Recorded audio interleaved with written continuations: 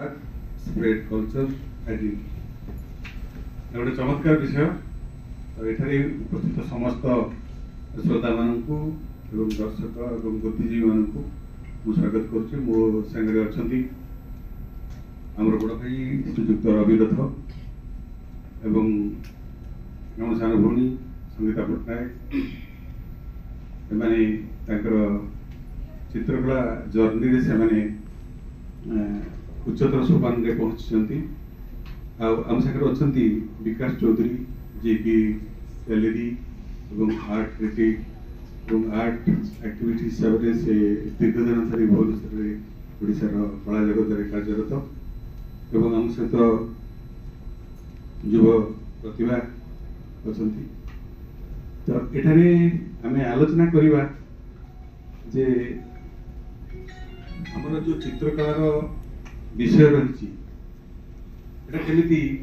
सांस्कृतिक आमर चिंताधारा को भावधारा को एठारे प्रकाश करुच्ची परिव्याप्त करुच्ची। कारण बहुत दिन धरी ओडिशा रे कला आंदोलन जो आरंभ है से आपण जानते कला शिक्षा ही केवल कला आंदोलन को गोटे निर्दिष्ट श्रृंखलित दिगरे गति करा जमी रेभेन्सा कॉलेज ओडिशा रे शिक्षा क्षेत्र में गोटे प्रभाव धारा देता सेमती कलिकोटर government college art and craft जोटा कि 1957 मसीह आरंभ होता से अनुष्ठान ओडिशा रे कला आंदोलन आरंभ करथिला एवं ता पूर्व प्रांतीय जयपुर रे वीर विक्रम देवंकर अध्यक्षतार प्रोत्साहन से गोटे कला अनुष्ठान गढ़ी उठीला। परवर्ती क्षेत्र में ओडिशा रे विभिन्न सांस्कृतिक अनुष्ठान एवं व्यक्तिविशेष द्वारा कला चर्चा एवं कलानुष्ठान शिक्षा क्षेत्र में कलानुष्ठान गढ़ी उठी किंतु एथिरे बेसी प्रभाव पकई कलिकोट आर्ट कॉलेज एवं विभूतिकानंद चारुकला महाविद्यालय भुवनेश्वर एवं ए क्षेत्र में आमे जो स्पीकर मान को आमे पाइछंती से माने ओडिशा रे पाठ पढ़ी एवं विदेश रे सेटा को प्रसार प्रसार करछंती एवं तांको द्वारा कला आंदोलन रो गति दिन दिन व्याप्त होगा जाऊ जदियो ये संपर्क रे बहुत गुड़े आलोचना है नहीं तो से भितर आलोचना पर्यालोचना बहुत आवश्यकता भी अच्छी। तो प्रथमे मु धन्यवाद देवी अनुष्ठान कर्मकर्ता को ऑर्गेनाइजर मानू एभली कार्यक्रम करें सब आलोचनार सुजोग सृष्टि करने एवं आम निश्चय पथ प्रदर्शक हम एवं आमको आगू बढ़े निश्चय साहय कर। तो ये क्षेत्र में निर्दिष्ट आम पाखे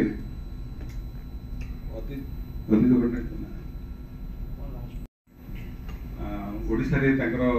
पाठपढ़ा आरंभ कर शांतिनिकेतन रे बैचलर डिग्री और बरोडा एमएस यूनिवर्सिटी बरोदा रे मास्टर डिग्री करते परवर्ती क्षेत्र में से भारत जन सुनामधन्य भास्कर एवं सहित जड़े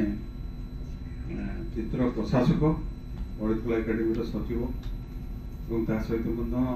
आर्ट पाठ पढ़ेबार चित्रकला को शिक्षा देवारे से जड़े अग्रणी व्यक्तिविशेष। मोर प्रश्न रे आपण ये जो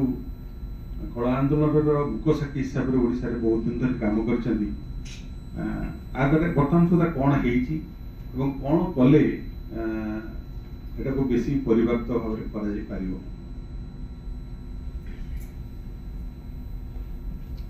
नमस्कार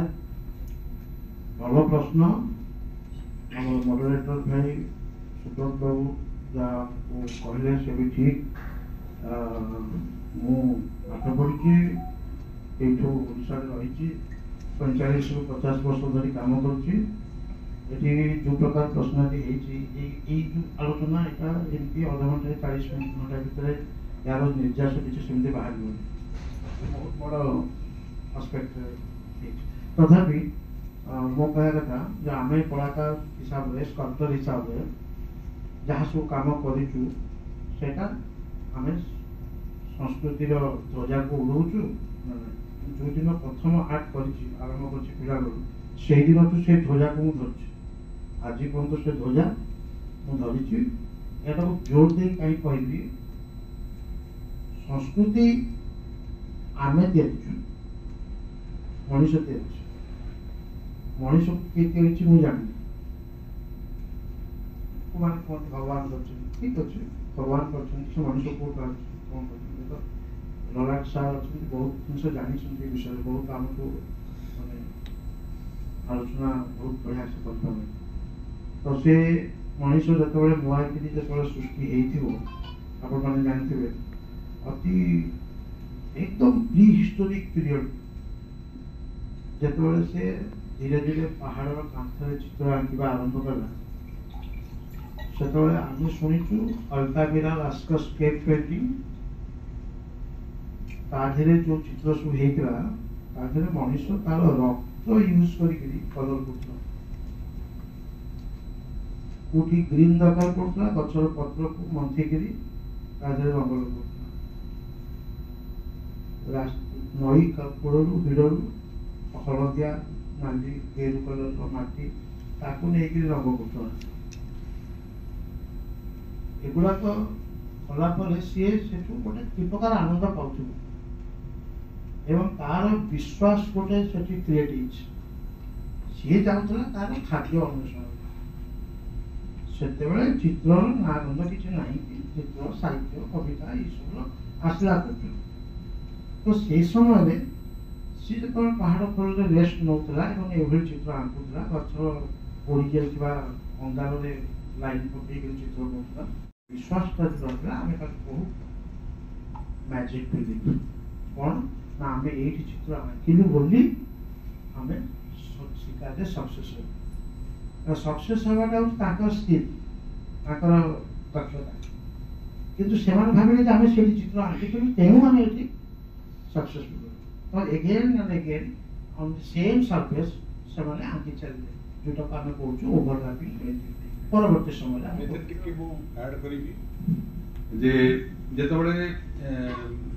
माने जेटा को जदि आमे अल्टामिरा एवं भीमबेटका मध्य प्रदेश एवं अल्टामिरा स्पेन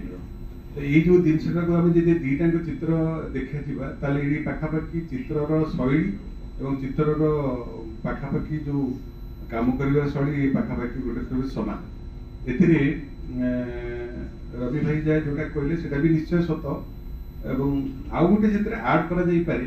कारण सेतबेलर आमर मेमोरी बहुत कम थिला आम बहुत कथा भाबु नथिले कि भाबुथिले जहाँ सेटा मन भीतर रखी पार नथिले तो सेटा गोटे तांकर मेमोरी थिला सेटा को से देखिले परवर्ती क्षेत्र में शिकार करने से प्रेरित होते जहाँफल कि से चित्र चित्र गोटे शिकार करने पूर्व खाद्य संग्रह करने पूर्व से चित्रटा को देखुले परवर्ती क्षेत्र में से एबल होतले जे से को शिकार करी एटा केमते सक्सेसफुल है हां सेटा से जो कांसेप्ट तने आपनकर एठी कहया कथा जे चित्रर जो आवश्यकता सेता बड़ मनुष्य जीवन धारण करिया पे उद्देश्य थिला सी जेतबेले चित्र आंकी थिबो आमे एटा प्रेडिक्ट करतो आमे एटा भाबुछु जे सी को प्रकार मनस्तात्विक अवस्था तार कोन से कहीं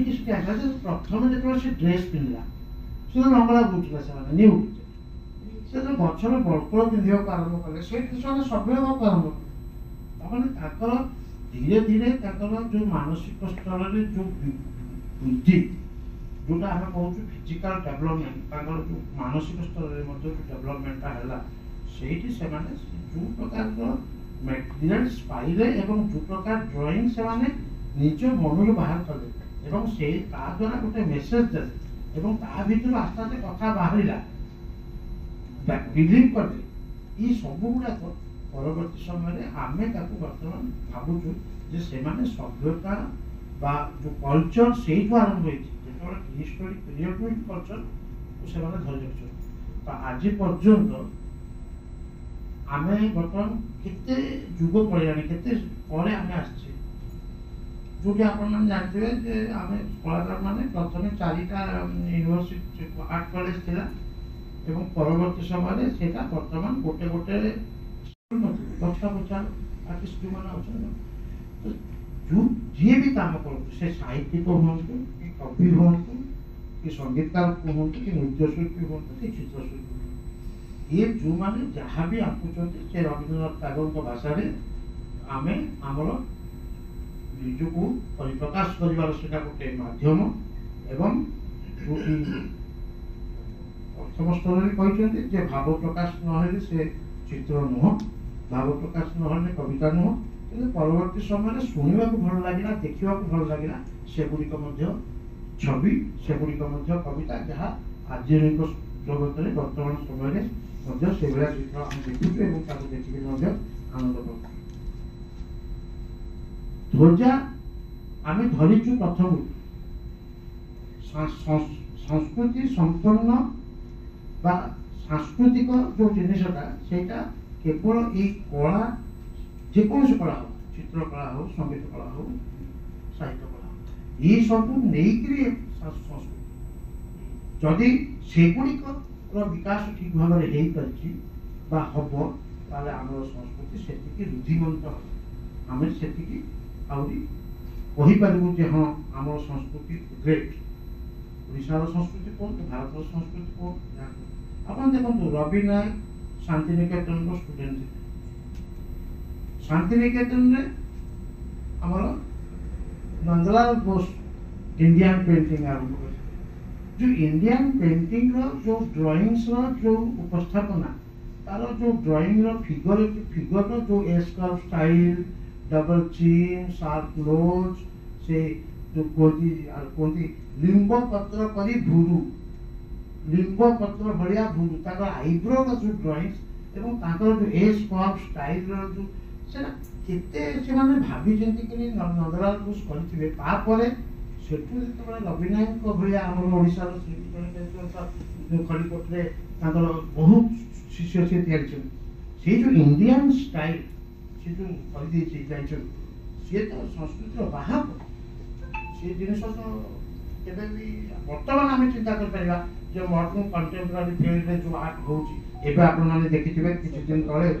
ଆମର ବମ୍ବେ ମଡର୍ଣ୍ଣ ଆର୍ଟ ଗ୍ୟାଲେରୀର ସବୁ ପେଣ୍ଟିଂ ସେଠି ଲାଗିଥିଲା। ଆପଣମାନେ କହିପାରିବେ, ତାକୁ ଗୋଟେ ଆଲୋଚନା କରାଯାଇପାରେ ଯେ ସେଠି ଯେଉଁ ସବୁ ଆବଷ୍ଟ୍ରାକ୍ଟ ପେଣ୍ଟିଂ ସବୁ ରହିଛି ତାକୁ କେମିତି ଆପଣ ଏରିଆ ସହିତ ରିଲେଟ୍ କରିବେ। ଆପଣ ବିମ୍ବାଧର ବର୍ମାଙ୍କର ଯେଉଁ ଗାଁରେ ବୁଲୁଥିବା ଯେଉଁ ଛବି, ଯେଉଁ ସ୍ତ୍ରୀ ଲୋକ ପାଣି ଆଣିକି ଆସୁଛି, କି କରୁଛି ସେ କରୁଛି, ଯାହା ସବୁ ଗ୍ରାମ୍ୟ ଜୀବନ, ଏଗୁଡ଼ାକ ଦେଖିଲା ପରେ ଯେତିକି ଲାଗୁଛି ଯେମିତି ଲାଗୁଛି ଏବେ ଆବଷ୍ଟ୍ରାକ୍ଟ ଆର୍ଟର କେମିତି ଲାଗୁଛି, କିନ୍ତୁ ତା ଭିତରେ ଅଛି, ତାକୁ ଆମେ ବହୁତ ଜିନିଷ ପାଇପାରିବା। ଏଠାରେ ଅଛନ୍ତି ସଙ୍ଗୀତା ପଟ୍ଟନାୟକ, ଯେ ଆପଣ ହେଉଛନ୍ତି ଓଡ଼ିଶୀ ଶାସ୍ତ୍ରୀୟ ସଙ୍ଗୀତ ପଟ୍ଟଚିତ୍ରର ଆପଣଙ୍କର ପୂଜ ପିତାମହ, ସିଏ ବି ଏଇ କ୍ଷେତ୍ରରେ କାମ କରିଛନ୍ତି ଏବଂ ତାଙ୍କର ଅସଲ ଦାୟାଦି ହିସାବରେ ଆପଣ ସେଇ ଜିନିଷଟାକୁ ଆଗେଇ ନେଇଛନ୍ତି। ସମକାଳୀନ ଚିତ୍ର ପ୍ରାକ୍ଟିସରେ ମଧ୍ୟ ଆପଣଙ୍କର ବହୁତ ଭୂମିକା ରହିଛି। ଆପଣ DK ଆର୍ଟ କଲେଜରୁ ବ୍ୟାଚଲର କଲା ପରେ ଏବେ ଆପଣ ସେଇଥିରେ କର୍ମରତ। ଆପଣ ଏଠାରେ କି ପ୍ରକାର ମତ ରଖିବେ ଯେ ଆପଣଙ୍କର ସମକାଳୀନ ଚିତ୍ର ଅଭ୍ୟାସରେ ସଂସ୍କୃତିର ପ୍ରଭାବ କେମିତି ଏଟାକୁ ପ୍ରଭାବିତ କରିଛି ଓଡ଼ିଶା ଜନମାନସରେ, ଏଟାକୁ ଆପଣ କେମିତି ଭାବ ନେବେ?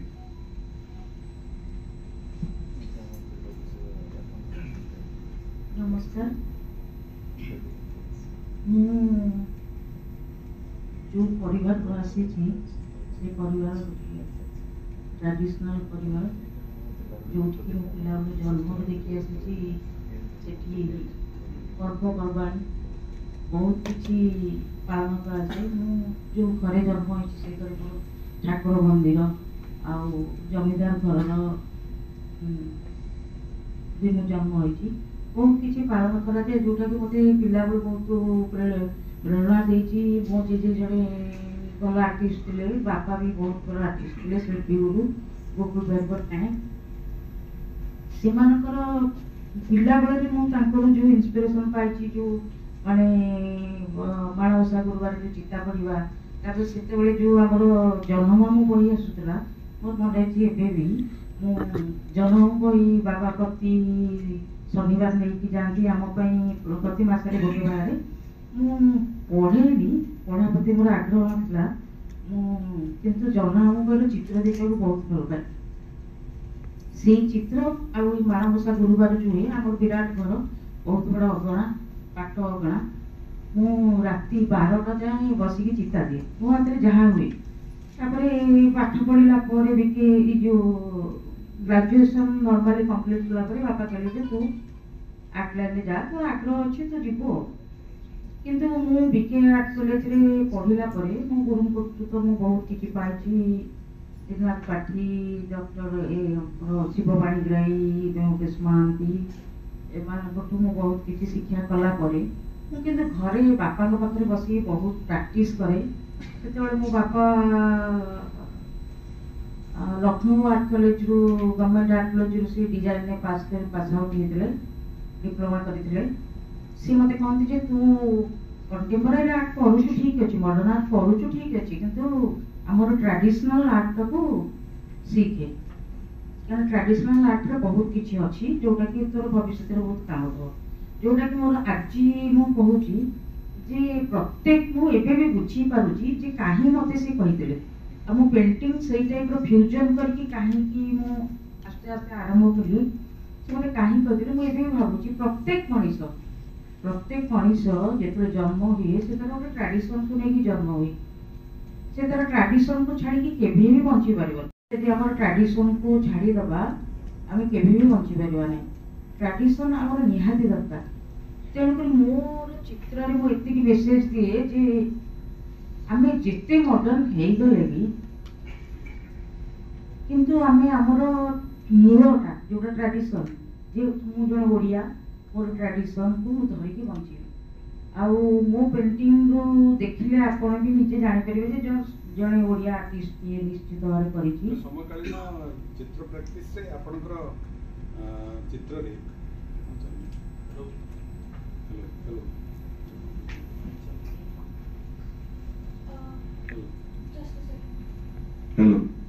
ତ ସମକାଳୀନ ଚିତ୍ରକଳାର ପ୍ରାକ୍ଟିସରେ ଆପଣଙ୍କର ସାଂସ୍କୃତିକ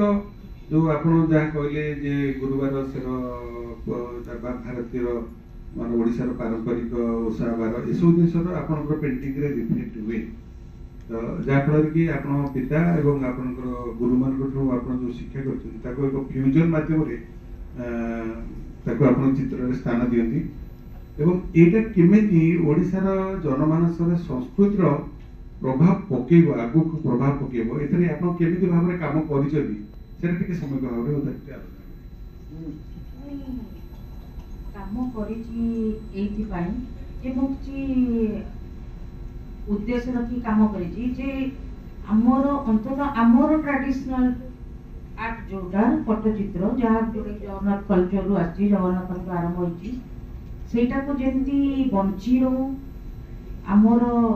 ଯେତେ କଳାକାର ଅଛନ୍ତି ସେମାନେ ଜାଣନ୍ତୁ ୟା ବିଷୟରେ ଆଜି ଯୋଉ ମୁଁ ଫ୍ୟୁଜନ କରୁଛି ତାର ବି ମୂଳ ଉଦ୍ଦେଶ୍ୟ ମାନେ ଗୋଟେ ଗୋଟେ ପେଣ୍ଟିଂରେ ରହିଛି ଯେ ଆମେ କେତେ ବାଟ ଟ୍ରାଭେଲ କରିଛେ ଆମେ ପୁରାତନ ଯୁଗରୁ ଆଜି ପର୍ଯ୍ୟନ୍ତ କେତେ ବାଟ ଟ୍ରାଭେଲ କରି ଆମେ ଯଦି ସରସ୍ୱତୀ କି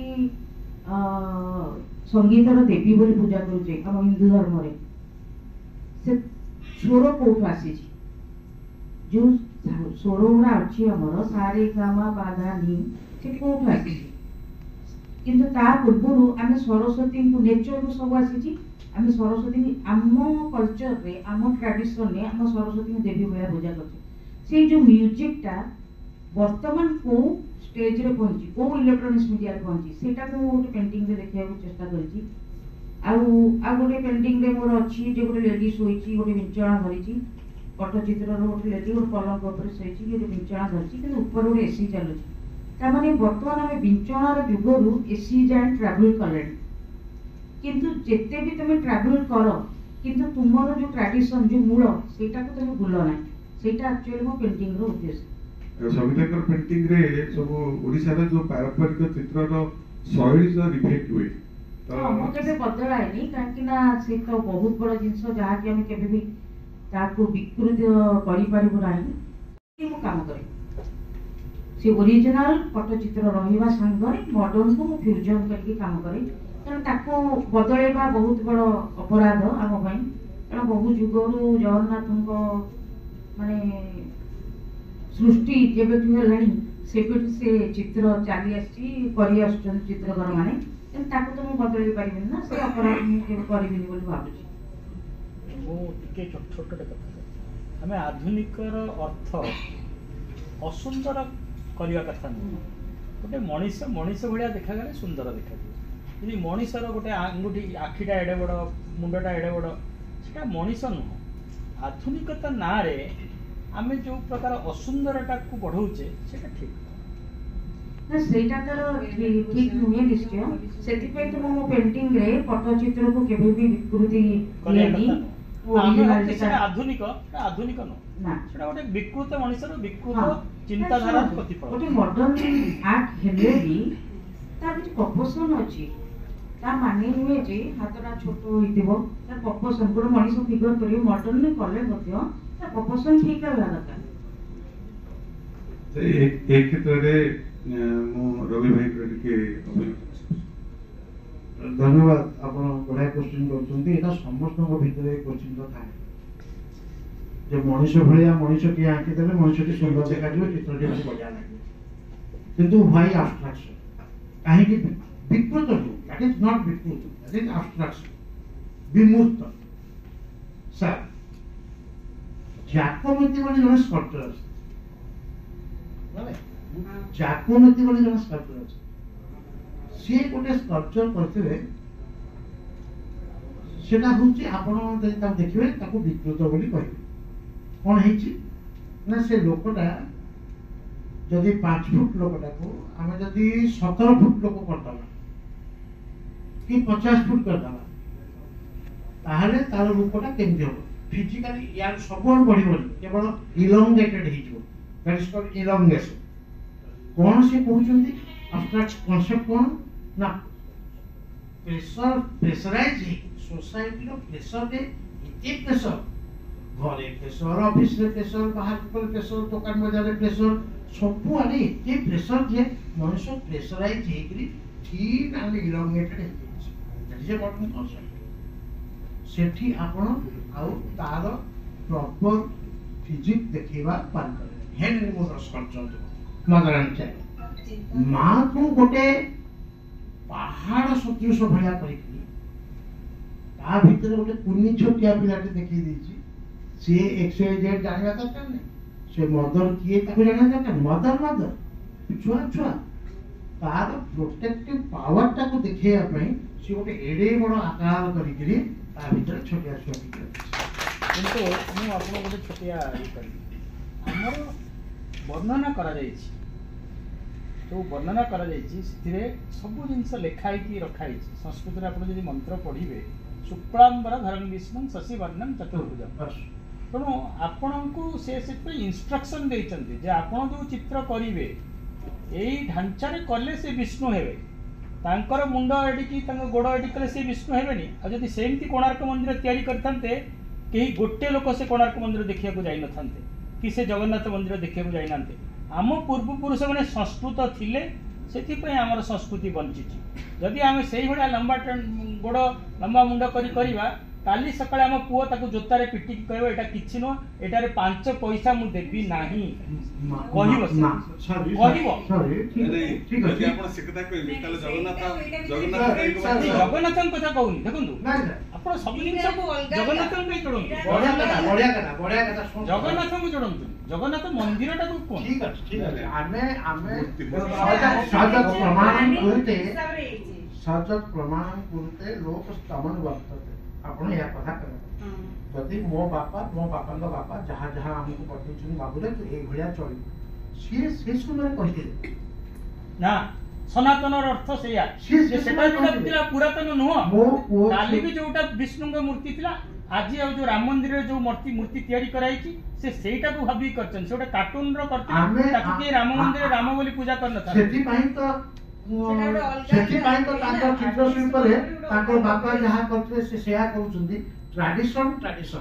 ସେ follow କରୁଛନ୍ତି that is different type of modern is also tradition. ସେଇଟା ମଡର୍ନ different ଆମର ବର୍ତ୍ତମାନ ରାମ ମନ୍ଦିର ଏବେ ତିଆରି କରାଯାଇଛି, କିନ୍ତୁ ସେ ଯୋଉ କାରିଗରଟି କରିଛି ତାକୁ ଆମେ ଇଏ କରିବା କଥା, ସେଥିରେ ଦେବତ୍ୱର ପ୍ରତିଫଳନ କରିଛି। ମୁଁ ମନା ତାକୁ କରୁନି ତାକୁ ସେ ଯଦି କାର୍ଟୁନ ଭଳିଆ କରିଥାନ୍ତା ଆମେ ରାମ ମନ୍ଦିରକୁ କିନ୍ତୁ ଯାଇନଥାନ୍ତେ। modern contemporary concept ଆସିଲେ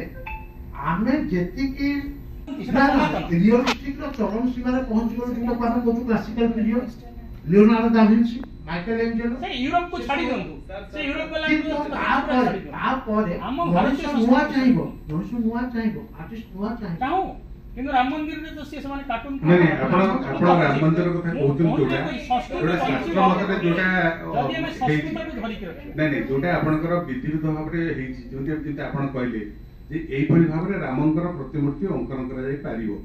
ଅଙ୍କନ କରାଯିବା ଉଚିତ, ତ ସେଇ ହିସାବରେ ରାମ ମନ୍ଦିର ହଉଛି। ଯଦି ନୂତନ ସୃଷ୍ଟି କରାଯାଏ ସେଥିରେ ଚିତ୍ରକରର ସ୍କଲ୍ପଟରର ସେ ଚିନ୍ତାଧାରାକୁ ଇଣ୍ଟିଗ୍ରେଟ୍ କରିବା ଧୋତି ପଞ୍ଜାବୀ ହେଲା ଆମର ଓଡ଼ିଆ ସଂସ୍କୃତି, ଏଠି କେତେ ଜଣ ଧୋତି ପଞ୍ଜାବୀ ପିନ୍ଧୁଛନ୍ତି? ବାସ୍ ସେଇ କଥାଟା ମୁଁ କହିବାକୁ ଚାହୁଁଛି ଯେ ଯୋଉ ସଂସ୍କୃତିରେ ଆମର ପରିବର୍ତ୍ତନ ନେବାକୁ ପଡିବ। ଆମେ ସବୁବେଳେ ନାଇଁ ନାଇଁ ଆମେ ରାମଙ୍କର ପ୍ରତିମୂର୍ତ୍ତିରେ ପରିବର୍ତ୍ତନ କରିପାରିବାନି, ଆମେ କରିପାରିବାନି, କାରଣ ସେଟା ଶାସ୍ତ୍ର ମତ। କିନ୍ତୁ ଯଦି ଆମେ ଗୋଟେ ନୂଆ ସୃଷ୍ଟି କରିବା ତାହେଲେ ପରିବର୍ତ୍ତନ ହେଇପାରିବ। ଆପଣ କୁହନ୍ତୁ, ମାନେ ଗଣେଶଙ୍କର ପ୍ରତିମୂର୍ତ୍ତିରେ ଭୁଲ, ସେଟା ଭୁଲ କରିଛନ୍ତି। ନାଇଁ ନାଇଁ ଭୁଲ କାହିଁ କରିବେ? ଚାଇନିଜ ବାଲା ଗଣେଶ ମୂର୍ତ୍ତି ନାଇଁ ନାଇଁ ଚାଇନିଜ ନାହିଁ, ଆପଣ ଲିଙ୍ଗରାଜ ମନ୍ଦିର ଗଣେଶ ମୂର୍ତ୍ତି ଦେଖନ୍ତୁ, ଠିକ ଅଛି, ତାଙ୍କର ଚିନ୍ତାଧାରାର ଠିକ ଅଛି। ସେ ତ ମଣିଷ ଭଳିଆ ଦେଖାଯାଏ ନୁହଁ। ଶୁଣନ୍ତୁ, ମଣିଷ ଆଉ ଗୋଟେ କଥା, ତାର ବର୍ଣ୍ଣନା କରାଯାଇଛି ଏକଦମ ତେଣୁ ସେଇ ହିସାବରେ ଗଣେଶଙ୍କର ଯୋଉ ଆମ ବର୍ଣ୍ଣନା କରାଯାଇଛି, ମନ୍ଦିରରେ ସେଥିରେ ମୁଁ ଆପଣଙ୍କୁ ଗୋଟେ ଆପଣ କଥାଟାକୁ ବୁଝିବାକୁ ଚେଷ୍ଟା କରନ୍ତୁ। ଆପଣଙ୍କର ମନ୍ଦିରରେ ଗଜ ବିଡାଳ, ସେଥିରେ ଦିଟା କଥା ଅଛି, ଗଜ ସିଂହ, ତାର ଦିଟା କଥା ଅଛି, ମାନେ ଯୋଉଠି ମୁଖରେ ପଶୁ ଏବଂ ଦିଟା ପଶୁର ମିଳନ ସ୍ଥଳ ଅଛି, ସେଟା ବି ଗୋଟେ ଫ୍ୟୁଜନ, ଏବଂ ଏଇଟା 1000 ବର୍ଷ ତଳୁ ହେଇଛି, ଆମେ ତ ଏବେ କରୁଛୁ। ଆପଣଙ୍କର ନବଗୁଞ୍ଜର ତ ପୂର୍ବରୁ ଅଛି। କିନ୍ତୁ ନବଗୁଞ୍ଜର କେତେ ସୁନ୍ଦର ନାଇଁ ଭାବରେ ନାଇଁ କରାଯାଇଛି। ସୁନ୍ଦର ଅସୁନ୍ଦର କଥା କୁହନ୍ତୁ ନାଇଁ ସୁନ୍ଦର ପିଲାଟେ ଗୋଟେ ଚିତ୍ର କରିବ, ତାକୁ ତ ଆପଣ ମଡର୍ନ ଆର୍ଟ କହିବେନି। ନାଇଁ ମଡର୍ନ ଆର୍ଟ କୁହନ୍ତୁ, ମଡର୍ନ ଆର୍ଟ ସେତେବେଳେ ଆରମ୍ଭ ହେଇଛି। ଯଦି ବଢିଆ କଥା ଶୁଣନ୍ତୁ, ନବଗୁଞ୍ଜରରେ ଯୋଉ ବିଭିନ୍ନ ପ୍ରକାର ଜନ୍ତୁ ମାନଙ୍କର ପାର୍ଟସ ମିଶିକି ଗୋଟେ କରାଯାଇଛି, ଆମର ମଡର୍ନ ଯେତେବେଳେ ରିଅଲିଷ୍ଟିକ ଭାଙ୍ଗିକିରି ଯେତେବେଳେ ପେଣ୍ଟିଂ ସ୍କଲ୍ପଚର କଲେ ଆର୍ଟିଷ୍ଟ ମାନେ ୱେଷ୍ଟର୍ଣ୍ଣର, ମୁଁ ଜୋରରେ ଦୌଡ଼ି ପାରେ, ମୋର ଗୋଡ଼ ଯୋଡ଼ାକ ଘୋଡ଼ା ଗୋଡ଼ କରିଦେବେ, ଅର୍ଥାତ୍ ମୁଁ ଜୋରରେ ଦୌଡ଼ି ପାରେ, ମୁଁ ଭଲ ଶୁଣିପାରେ, ମୋ କାନ ଲମ୍ବା କରିଦେବେ, ମୁଁ ଭଲ ଦେଖିପାରେ, ମୋ ଆଖି ଗୁଡାକ ବଡ ବଡ କରିଦେବେ। ଏଇଗୁଡାକ ଜଷ୍ଟିଫାଇ ନ କଲେ ଆମେ ଯାହା ଆପଣ ବିକୃତ କରିପାରିବେ। ଜଣେଇ ପାରିବେ। ଶୁଣନ୍ତୁ, ଆପଣ ସଂସ୍କୃତ ଆଉ ବିକୃତ ଭିତରେ ଦିଟା ଫରକ ଅଛି। ନାଇଁ ଆମେ ଆମ ସଂସ୍କୃତିର ଅର୍ଥ ସଂସ୍କୃତର ସଂସ୍କୃତି। ଓକେ, ଆମେ ସେ ଭିତରକୁ ଯିବାନି। ତେବେ ଏଠି ମୁଁ ବିକାଶ ବାବୁଙ୍କୁ ମୁଁ ପଚାରିବା ପାଇଁ ଚାହେଁ, ଆପଣଙ୍କର ମତ ଏଥିରେ କଣ ରହିବ ଯେ ସମସାମୟିକ କଳା ପ୍ରାକ୍ଟିସରେ ଆମର ଯୋଉ ପରମ୍ପରା ରହିଛି ତାହା କେମିତି ଆମେ ସଂସ୍କୃତିକୁ ଆଗକୁ ନେଇକି ଯିବା ବା ଧ୍ୱଜାବତରଣ କରିବା, ଏଥିରେ କଣ ଯୋଉଟା ଚାଲିଛି ଦିଶା ଚାଲିଛି ସେଟା ଠିକ ଚାଲିଛି, ସଂସ୍କୃତି ଆମ ପରମ୍ପରାକୁ ଆଗକୁ ନେଇକି ଯାଇପାରିବ କିମ୍ବା ଆମର ପାରମ୍ପରିକ ପ୍ରାକ୍ଟିସରେ ଆମେ ଆଗକୁ ନେଇପାରିବା କି?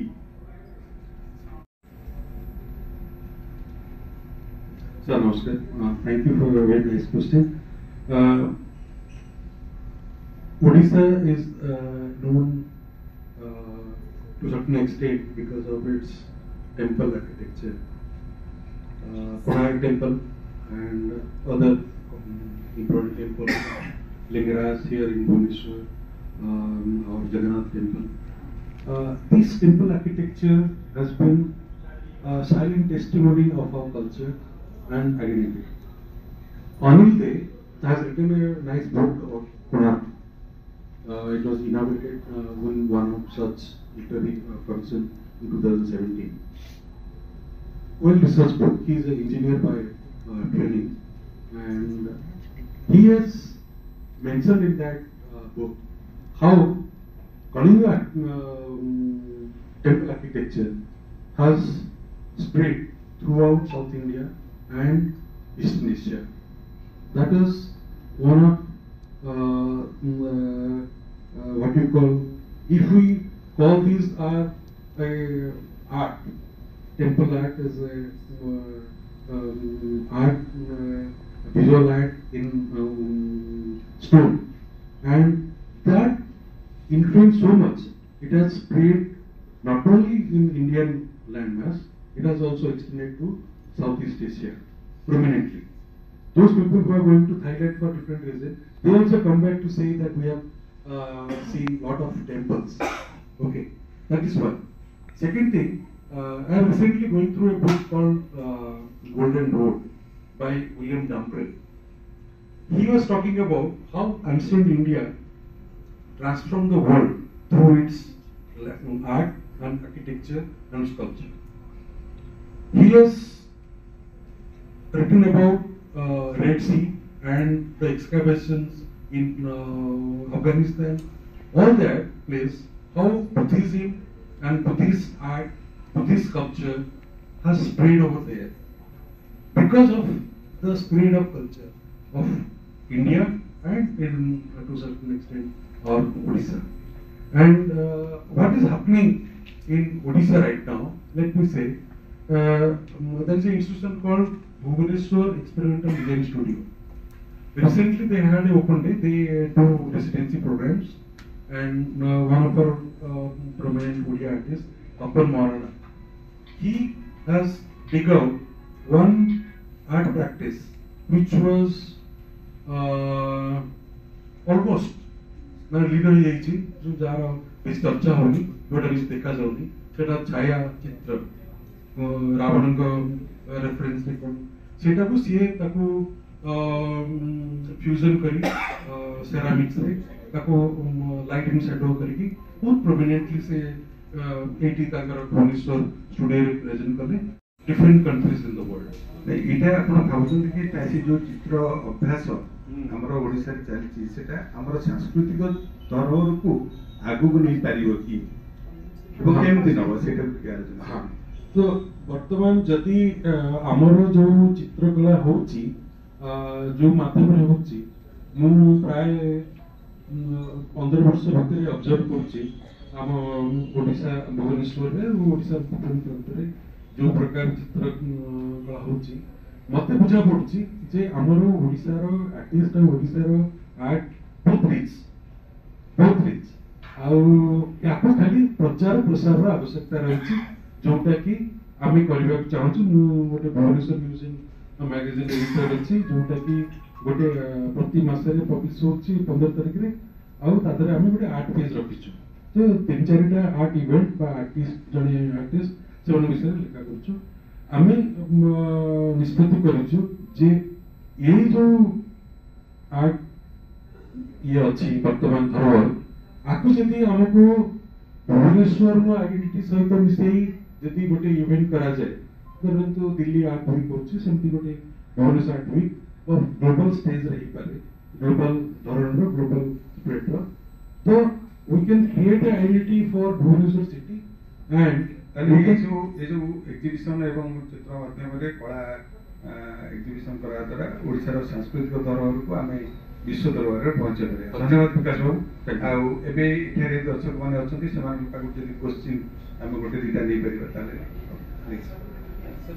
आइडेंटिटी ऊपर मन गोटे चित्रकला जदि दुईटा छवि करे ताले से परस्पर तो अलग हो जदि आर्टिफिशियल इंटेलिजेंस रे जदि गोटे चित्रटे एई बळी भाबरे देखा जाउची सेटा आर्टिफिशियल इंटेलिजेंस भलिया ही हो गोटे चित्रकर चित्र भली केबे भी हबो नाही तेणु आपण मन भितर सब बेले गोटे अभाव रहइबो जे एटा आर्टिफिशियल चित्र आर्टिफिशियल इंटेलिजेंस रे जनरेट हिपा चित्र एवं मु गोटे जो मो घरे मो जो छविटा आंकिबी सेटा गोटे चित्रकर ठू आंकी के मो छविटा आंकिबी सेठी रहइबो डिफरेंस एवं तार कल्चरल आइडेंटिटी रहइबो एथरे रब्बाई कोन कहबे एआई जहाँ भी करूची सब आपण मन ये कोठू आसेनी अलगा ग्रह आसी सब आपण मन नहीं सर मु गोटे कथा कहली हमर संस्कृति सेतिकी समृद्ध हबो हेची एथिपाई जे विभिन्न धरणर विभिन्न मीडिया रो काम चली एक्सपेरिमेंट होची सेटा ही आमे सेथिपई कहूछु आम संस्कृति महान जदि आमे गोटे पर्टिकुलर जिनस पूर्व जिनस को धरिक रखिबु सरी ताले नहीं नहीं मु सेटा कहूनी ताले आमे आगु जाई पाइबुनी देखो बेटी जने बच्चदी दीपक तो हमरे से ध्वजा को ऊपर को टेकिचु सब आर्टिस्ट माने बर्तमान बहुत जोटा कहले हमरो जे भलो देखा जाउछ ओडिसा रे बर्तमान आर्टिस्ट माने दुपका स्तर रे अछंती काम करछन से बहुत बढ़िया ठीक अछि आउ के क्वेश्चन सर मु ए जो बाबू जो पचारले मु टिके ताजरे ऐड ऑन करे चाहछि सर पेंटिंग तो ओटे अलग जिंस जे एआई द्वारा पेंटिंग ते करेबा बा ओटे आर्ट फॉर्म ते करेबा सेटा अलग जिंस बट सर स्कल्पचर जदि 3D प्रिंटिंग द्वारा आमे प्रिसिजन रे ओटे स्कल्पचर ते करि परछे जोटा कि तारी फंक्शनैलिटी माने से ओटे किछि पर्पस भी अचीव करि परछी सर ता ऊपर आपण कोन मन दियो नेबे आपण हातरे कोछंती पेन स्टिकिंगली सेटा घंटा घंटा नउची इवन वीक कि नै होची बट गोटे 3D प्रिंटर मानकर सेटा कर देबा आपण खाली प्रॉम्प्ट्स देबे आउ पूरा पूरा प्रिसिजन रे सर पूरा इनी टिके सर मु ऐड करबी जे कि ऑलरेडी टाइम तो हलानी सर तपर एआई आउ प्रैक्टिकल भीतर that is the difference heritage आज हम संस्कृति को मन रखिछु हेरिटेज पई आ गोटे AI generated art max to max 30 to 50 years ago as a museologist as a conservator I am माने मु तो रिसर्च करछि से पे हम कहूछि कोनोसी AI generated machine generated painting हो 3D प्रिंटर हो तार लॉन्गजिव पण कंजर्वेशन करि परिबे आज हम अजंता देखते जाउछु हुए तो हमर नेक्स्ट पीढ़ी अजंता देखि परिबो ना बिकॉज़ तार कंजर्वेशन केबे हेई परिबो ना कोणार्क मंदिर हमें देखि पारुछु कोणार्क मंदिर को जदि पूरा सील रे घोड़े देबे ताहले तक प्रिजर्व करि परिबा नहले समुद्र कोण रे नुवा कोणार्क तयारी करिवे हेई परिबो ना heritage sir artist make the heritage but AI not make नुआ कोण को तयारी करिवे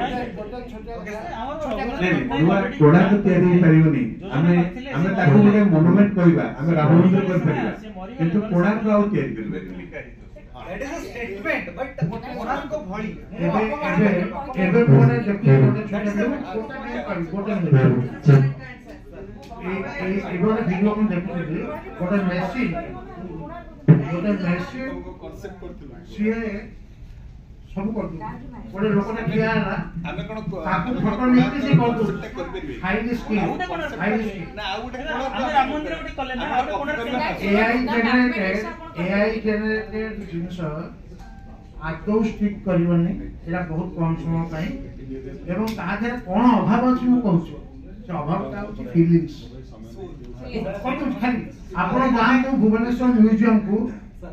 कालर सब मूर्ति सब थुआ है तार जो गुडा हाईएस्ट पोर्शन स्कल्पचर रो मुह नाक छाती हाथ सब कला पड़ जाय तार कारण हला वेस्टर्न स्कल्पचर्स माने मानती जे तांकर जो मसल्स अरेंजमेंट द्वारा से माने एक्सप्रेस करन ताकर फीलिंग्स किंतु हमर इनर पावर जेंति हमर साउथर्न फैमिली गामटी कर बेस कर से भलिया हमर जो शिल्प थुआ है ओडिसा रे भारत वर्ष रे से एआई जनरेटर एआई का पाख मार कर नहीं एआई